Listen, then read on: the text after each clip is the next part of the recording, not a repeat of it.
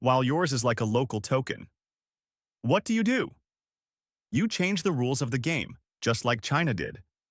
This story explains how China's currency strategy affected the world and the hidden price behind it.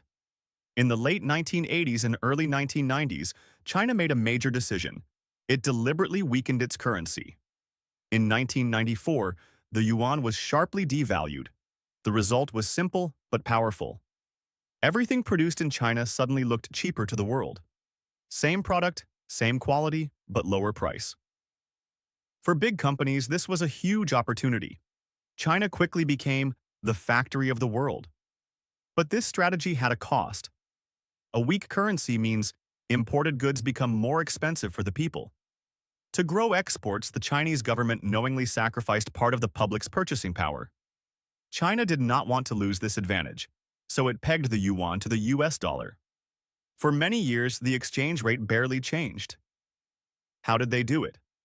By constantly buying dollars. Whenever the yuan tried to strengthen, they released more yuan into the market and collected dollars. This kept the currency weak and allowed China to build massive foreign exchange reserves. China became one of the world's largest reserve holders and started holding a significant portion of US debt. However, a fixed exchange rate system requires constant intervention and is exhausting to maintain.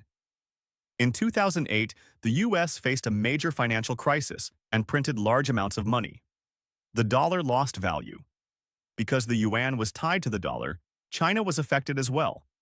Imported goods became more expensive and inflation rose.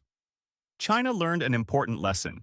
Relying on another country's monetary policy is risky. After that, they gradually allowed the yuan to become more flexible. In 2015, China's economy slowed down. They loosened the exchange rate system slightly, but also devalued the yuan. Markets interpreted this as a sign of crisis. Investors panicked, and money started leaving the country, about $1 trillion. This was a huge shock for the economy. China did the opposite and used its reserves to strengthen the yuan, because loss of confidence is one of the most dangerous economic crises. In 2018, the US imposed high tariffs on Chinese goods. China's response was not surprising. It weakened the yuan a bit more. This kept Chinese products relatively cheap and reduced the impact of the tariffs. Exchange rates are an invisible but powerful weapon in trade wars. However, a weak currency does not always mean winning. Exports may grow, but the public struggles. Imported goods become more expensive and savings lose value. For years, China grew the state and export companies, but domestic consumption lagged behind. Now China wants to shift its economy toward internal consumption. For this, it needs a stronger currency and a wealthier middle class. But this is the opposite of its old strategy. China also aimed to make the yuan a global reserve currency.